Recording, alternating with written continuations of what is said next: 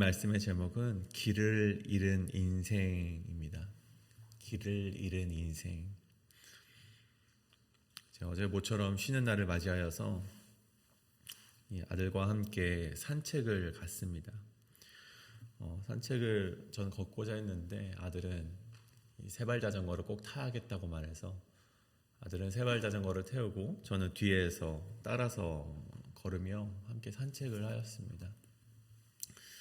이 아파트 단지 내에 있지만 차들이 계속해서 오가기 때문에 저는 끊임없이 차 조심하라고, 그리고 대로로 나갈 때면 스탑 사인에 꼭 멈추라고 이렇게 항상 외쳤습니다. 근데 그 말을 들을까요? 듣지 않습니다. 자전거를 탔다는 그 기쁨에 도취가 되어서 막 흥분해서 앞으로 막 달려가요. 근데 그렇게 달려가다가 자기도 좀 걱정이 되면은 뒤를 한 번씩 돌아보면서 아빠가 날 잘 따라오고 있는지 한번 보면서 잘 따라오고 있으면은 또 막 앞으로 달려갑니다.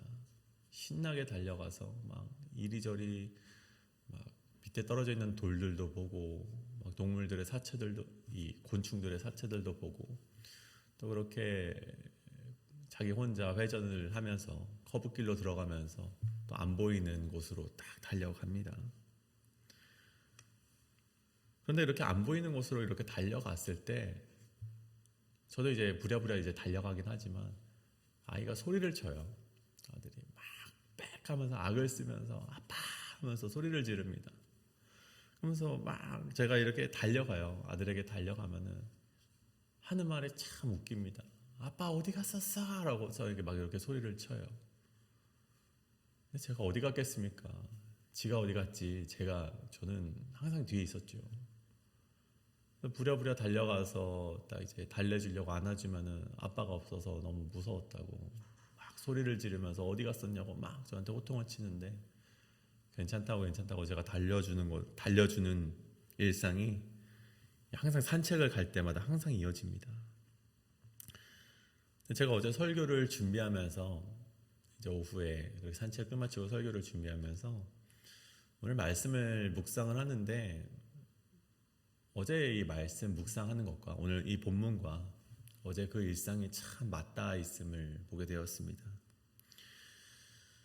오늘 말씀에 이 이스라엘은요, 하나님의 언약 백성으로서 그 처음의 시작은요, 아주 굉장히 행복한 시절이었습니다. 하나님 아버지와 동행하는 그런 삶이었죠. 그 시작은 하나님과 함께 걸어가는 삶이었는데 어느 순간부터 이들이 하나님께서 가자라고 말씀하시는 방향이 아니라 하나님보다 앞서서 걸어가기 시작하고, 때로는 먼저 가기 시작하고, 때로는 커브길로 들어가서 하나님이 보이시지 않는 곳으로 그들이 걸어가기도 했다는 것이죠. 그때 우리를 지켜보면서 하나님께서 무엇라 말씀하십니까? 이스라엘 백성을 보시면서 너 글로 가지 마, 천천히 가, 너 멈춰서 라고 이렇게 말을 하지만 이스라엘 백성이 귀를 닫은 채 신이 나서 그냥 앞으로 나아가는 것을 보게 됩니다. 그 결과가 어떻게 됩니까? 어느새 뒤돌아보니 자신은 길을 잃고 있었고 그 이스라엘 백성을 지켜줄 사람, 지켜줄 신이 이제는 나에게서 떠나갔구나라는 것을 그들이 깨달았다는 것이죠. 그래서 그들이 무엇라 고백을 합니까? 오늘 말씀 21절에 보면 여호와여 우리를 주께로 돌이키소서, 그리하시면 우리가 주께로 돌아가겠사오니 우리의 날들을 다시 새롭게 하사 옛적 같게 하옵소서.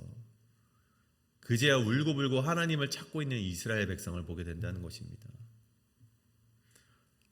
저는 이 새벽 이 말씀을 우리 마음 가운데 새기시길 간절히 소원합니다.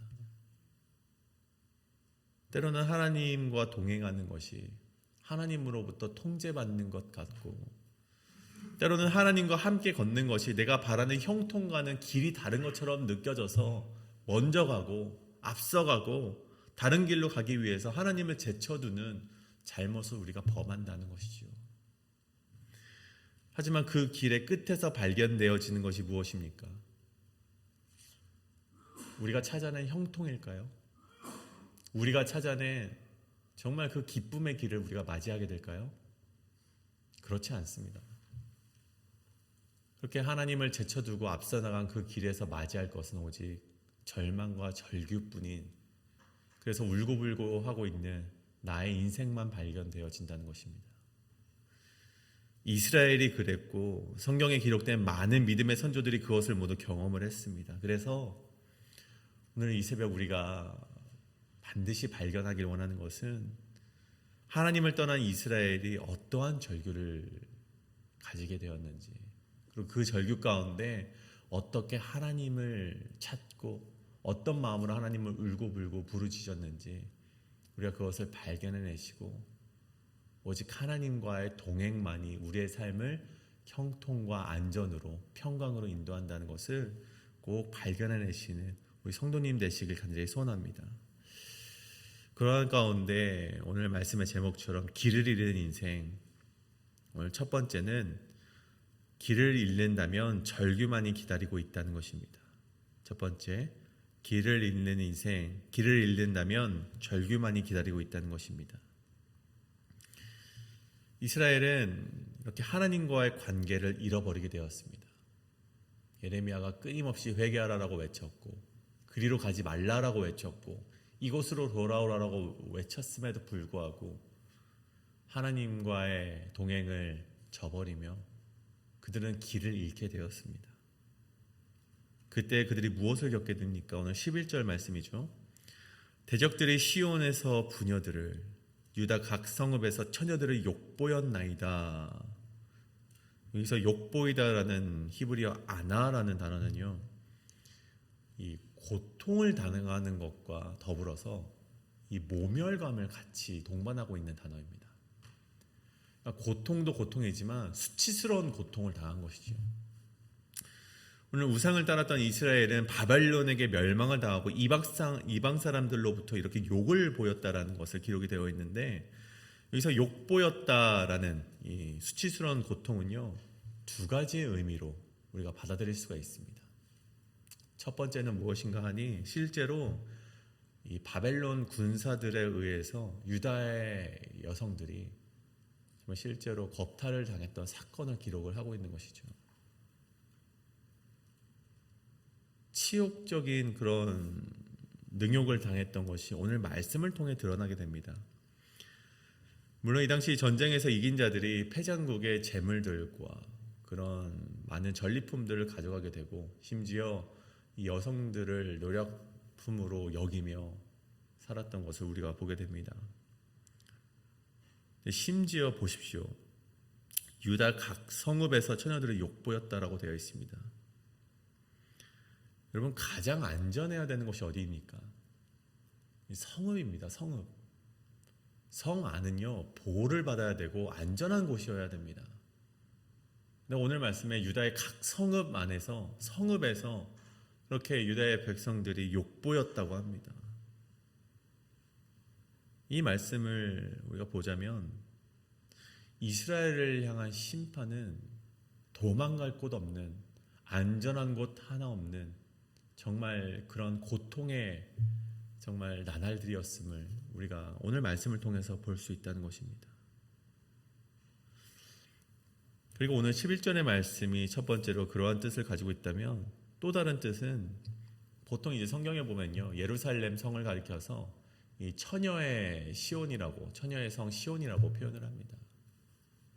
그 뜻은 이제 누군가가 쳐들어오긴 했지만 한 번도 함락된 적이 없었던 예루살렘을 가리켜서 그것을 비유적으로 처녀의 성 시온이라고 표현을 하고 있는 것을 우리가 그간 많이 성경을 통해서 바라보게 되었죠. 근데 오늘 말씀에 보면 그 시온에서 부녀들과 처녀들이 욕보였다는 것은 하나님을 배반하고 우상 숭배를 함으로써 이 영적인 순결을 저버렸던 이스라엘 백성이 이제는 다른 백성들로 하여금 약탈을 당하고 능욕을 당했다. 예루살렘 성이 이제는 함락되었다라는 것을 또 의미하기도 한다는 것입니다. 이것이 바로 오늘 말씀, 길을 잃었던 이스라엘 백성이 겪었던 첫 번째 절규였다는 것이죠. 여기서 그 절규가 끝이 아닙니다. 12절을 보십시오. 첫 번째 그 앞절 말씀을 보면 지도자들이 매달렸다라고 기록이 되어 있습니다. 이는 바벨론이 이스라엘의 지도자들을 죽이고 그 시체를 나무에 매달려 둔 것을 의미하는 것이죠. 여러분, 지도자가 죽는다는 것이 얼마나 큰 절규인지 아십니까? 여러분, 우리가 1900년 이 초반부에 일본으로부터 우리나라가 이렇게 점령을 당하지 않습니까? 그렇게 일제 강점기 때 독립운동을 위해서 많은 지도자들이 나오게 됩니다. 우리가 잘 알고 있는 안중근 의사, 이봉창, 윤봉길, 신채호 같은 많은 지도자들이 나오게 되죠. 그들은요, 이 일제 항점을, 그런 일제 강압적인 통치를 비판하면서 자신의 목숨을 바쳐가면서까지 독립을 이루고자 했습니다. 근데 여러분 보십시오. 그 결과가 어떻습니까? 안중근 의사가 이 이토 히로부미를 저격한 이후에 정말 많은 사람들이 야 그래 우리가 이렇게 안중근 의사처럼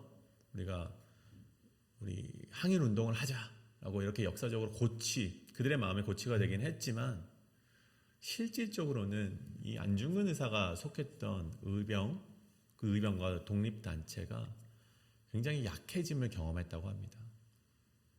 그 지도자가 한 명이 죽고 나니 그 지도자를 주축으로 했던 그 단체들이 굉장히 약해지게 됨을 경험을 했다는 것이죠. 뿐만 아니라 이봉창과 윤봉길 역시 그들이 속했던 한인 애국단이라는 그런 단체가 있었는데 그들이 윤봉길은 도시락 폭탄을 던지고 또 이제 이봉창 역시 물론 실패하긴 했지만 그렇게 목숨을 내던지면서 이렇게 암살을 하려고 했던 그 애국이 결국 두 사람이 순국한 이후에 이 한인 애국단이라는 단체가 이제 와야 될 위기에 처하게 되었다는 것이죠. 제가 이들의 애국이 잘못되었다는 것을 말하는 것이 아닙니다. 정말 이들의 애국과 그 독립의 그런 마음은 우리가 존경에 마땅한 것이죠. 근데 제가 오늘 말씀드리고자 하는 것은 한 조직의 지도자가 죽음을 당하게 되면 그 조직 자체가 와야 될 수 있다는 것입니다. 그 조직이 끈끈이 뭉쳐지는 것이 아니라 약해질 수밖에 없다는 것이죠. 바벨론은 이것을 알고 있었던 것 같아요. 그래서 바벨론이 그들의 지도자들을 먼저 죽이게 되고 이때 이스라엘 백성들은 상대적으로 이전보다 약해지면서 두려움에 빠질 수밖에 없었다는 것입니다. 이것이 바로 이스라엘 백성들이 경험했던 두 번째 절규. 하나님과 떠나게 되었을 때 그들이 갈 길을 알지 못하고 와야 되는 공동체. 그것이 바로 그들이 두 번째로 맞이한 절규였다는 것입니다. 그래서 끝이 아니라 13절에선 청년들과 아이들이 바벨론의 노예가 되어서 힘든 노역을 계속해서 당하게 되었고요. 15절에 보시면요. 우리의 마음에는 기쁨이 그쳤고 우리의 춤은 변하여 슬픔이 되었사오며 결국 하나님으로부터 멀어져 임했던 심판 때문에 그들의 삶의 모든 기쁨이 빼앗겼다라고 기록이 되어 있는데 이는 단순히 감정의 변화가 아니라 영적으로 침체가 그들에게 다가왔다는 것을 의미하고 있습니다. 하나님의 임재가 사라진 이 빈 껍데기 같은 삶을 그들이 맞이하게 되었다는 것이죠. 요한복음 15장 5절에서 하나님께서 포도나무에 열매 맺는 그 나무를 비유로 말씀하시면서 이렇게 말씀하시지 않습니까? 나를 떠나서는 너희가 아무것도 하지 못합니다. 나는 나무요 너희는 가지인데 나를 떠나서는 가지가 나무를 잃게 되면 나무로부터 떨어지게 되면 열매를 맺을 수 없듯이 죽음밖에 없듯이 나를 떠나서는 너희가 아무것도 할 수 없는데 오늘 말씀이 마치 하나님을 떠나 떨어져 버린 가지와 같은 인생과 같이 되었다는 것입니다. 여러분 이 모든 일의 원인이 무엇입니까? 16절에서 예레미야가 아주 옳게 고백을 하고 있죠.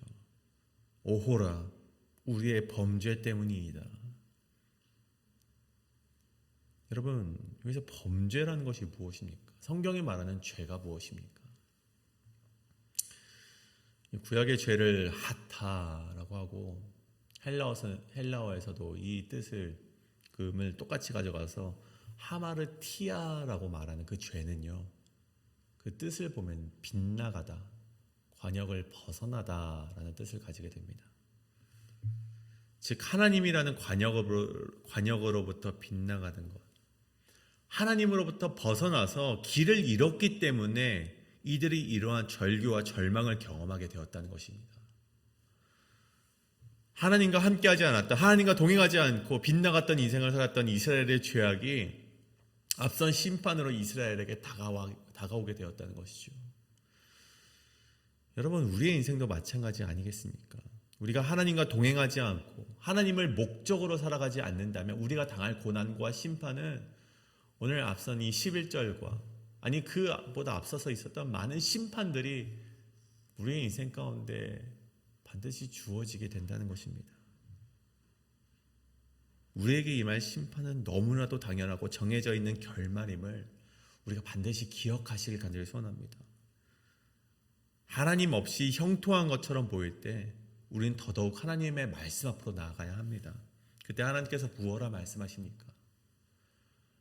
하나님께서 여러분에게 한 분 한 분에게 말씀하시는 대로 그 말씀에 순종하시고 하나님 앞에 회개하시며 다시금 하나님 앞으로 돌아가시는 그러한 인생을 여러분이 살아내실 수 있기를 간절히 소원합니다. 그다음에 두 번째로 길을 잃은 인생 두 번째는 그때 하나님께 소리쳐야 한다는 것입니다. 길을 잃은 인생 두 번째는 하나님께 소리쳐야 된다는 것입니다. 이러한 심판 가운데 이들은 자신들이 절망적이고 버려진 상황을 하나님의 범죄함 때문임을 알고 있었습니다. 그리고 그제서야 고백하기를 20절과 21절에 이렇게 고백하죠. 주께서 어찌하여 우리를 영원히 잊으시오며 우리를 이같이 오래 버리시나이까. 여호와께서 우리를 주께로 돌이키소서. 그리하시면 우리가 주께로 돌아가겠사오니 우리의 날들을 다시 새롭게 하사 옛적 같게 하옵소서. 여러분, 아까 말씀드렸죠. 아빠 어디 있어? 왜 나만 혼자 뒀어? 빨리 와, 아빠한테 갈 거야 라고 소리치는데 자기 혼자 자전거 타고 갔던 아들놈과 저는 오늘 21절의 말씀이 참 비슷한 말씀처럼 보였습니다. 아버지 제발 돌아와 주십시오. 아버지 제발 돌아와 주십시오. 오늘 예레미야 이 표현 가운데 우리가 집중하길 원하는 것은요, 21절의 말씀 가운데 이 여호와여 우리를 주께로 돌이키소서입니다. 이게 무슨 말씀입니까? 우리가 빨리 돌아가자, 우리가 돌이키기만 하면 된다는 것이 아니라 하나님께서 먼저 우리를 돌이키시는 인생이 되어야만 우리가 돌아갈 수 있다는 것입니다. 즉 하나님의 주권이 임할 때만이 하나님의 긍휼과 우리를 향한 하나님의 손길이 이루어져야만이 우리가 돌이킬 수 있다는 것을 말합니다. 우리의 의지로 되는 것이 아니라 하나님께서 우리를 돌이켜 주셔야지만 그것이 가능하다는 것을 오늘 예레미야가 고백하고 있지 않습니까? 간절히 외치는 예레미야와 이스라엘 앞에 하나님께서 와 주셔야지만 우리가 아버지를 보고 돌이킬 수 있다는 것입니다. 왜 그렇습니까? 길을 잃었기 때문입니다. 어제 아들놈이 그렇게 소리치는 이유가 무엇입니까? 아빠가 어디 있는지 알지 못하기 때문에 소리치지 않습니까? 일단 소리를 쳐야만, 하나님께 부르짖어야만, 내가 할 수 있는 것은 그거밖에 없기 때문에 이렇게 부르짖어야만 아버지를 만날 수 있기 때문에, 그 아버지의 긍휼을 맞이할 수 있기 때문에 우리는 부르짖을 수밖에 없습니다. 그렇게 아버지가 우리의 삶 속에 와 주셔야지, 그 얼굴을 우리에게 보여주셔야지만 아버지가 거기 있는 것을 알고 우리가 아버지께로 달려갈 수 있는 인생이 될 수 있기에 예레미야가 오늘 그것을 고백하지 않습니까? 아버지여, 먼저 우리를 주께로 돌이켜 주시옵소서. 아버지의 주권과 긍휼을 우리에게 보여주시옵소서. 나약한 인간이 할 수 있는 외침은 그거밖에 없습니다. 그리고 그때 예레미야가 후반절에 뭐라고 말을 합니까? 우리의 날들을 다시 새롭게 하사 옛적 같게 하옵소서. 여기서 가장 먼저 새롭게 하다는 히브리어 핫데시인데, 핫데시는 영적인 회복을 가리킵니다. 새롭게 하다라는 말을 조금 더 확실하게 말하면 영적으로 회복시켜 주시옵소서라는 기도가 되고, 뒤에는 옛적처럼이라는 히브리어 케케뎀은 우리가 본래처럼, 원래의 모습대로라는 표현이 있습니다. 즉 오늘 말씀을 다시 보면 우리의 날들이 영적으로 침체가 되어 있는데 우리를 회복시키셔서 본래와 같이 되돌아가게 하여 주시옵소서라는 말을 하고 있는 것이죠. 즉 오늘 말은 옛적과 같이 우리가 부귀영화를 누리던 그때로 돌아가게 하여 주시옵소서라는 그런 기도의 제목이 아니라 하나님과 동행하며 살았던 영적인 충만한 상태로 돌아가게 하여 주시옵소서. 하나님과 동행하던 그 기쁨의 그날을 우리에게 회복시켜 주시옵소서라는 기도의 제목이 됩니다. 여러분 이것을 우리에게 적용을 해볼까요? 단순히 하나님 우리의 가정이 재정이 어렵지 않게 하여 주시옵소서, 혹은 가족이 싸우지 않고 화목하게 하여 주시옵소서, 또는 깨어진 관계들이 회복하게 하여 주시옵소서, 건강이 회복하여 주시옵소서, 이러한 기도를 예레미야가 드렸던 것이 아니라 하나님과 함께 동행했던 그 시절 그때로 우리를 회복시켜 주시옵소서. 나의 영적인 침체를 하나님과 동행함으로 말미암아 회복시켜 주시옵소서. 여러분 예레미야가 이것을 기도했다는 것입니다. 여러분 먼저 그의 나라와 그의 의를 구하며 하나님께서 우리의 필요를 채워주신다고 약속하시지 않으셨습니까? 여러분 우리의 기도 제목이 바로 이것이 되어야 됩니다. 단순히 우리의 앞에 놓여진 삶의 문제들, 재정의 회복, 어떤 건강의 회복, 이것도 물론 기도해야 되지만 그보다 앞서서 우리가 기도해야 되는 것은 하나님, 우리의 삶이 하나님과 동행했던 그 시절 그때로 회복되게 하여 주시옵소서. 이것이 우리의 가장 큰, 가장 앞선 기도의 제목이 되어야 된다는 것입니다. 그것만이 길을 잃고 있는 우리의 인생이 올바른 길로 나아갈 수 있는 그런 유일한 방법이라는 것이죠. 오늘 말씀을 정리하고자 합니다. 우리 모두 한때 하나님과 함께 걸었던 자들입니다.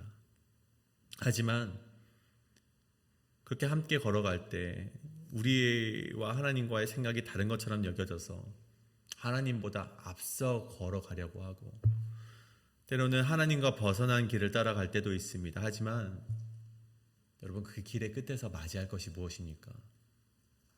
오직 절망과 절규뿐임을 우리 마음속에 다시금 되새기시는 우리 성도님 되시길 간절히 소원합니다. 하나님께서는요 우리를 끊임없이 기다리시고 때로는 멈추라고 우리에게 끊임없이 말씀하시고 되돌아오라라고 계속해서 말씀하시고 계신다는 것을 우리는 기억하고 그 말씀에 귀 기울여야 합니다.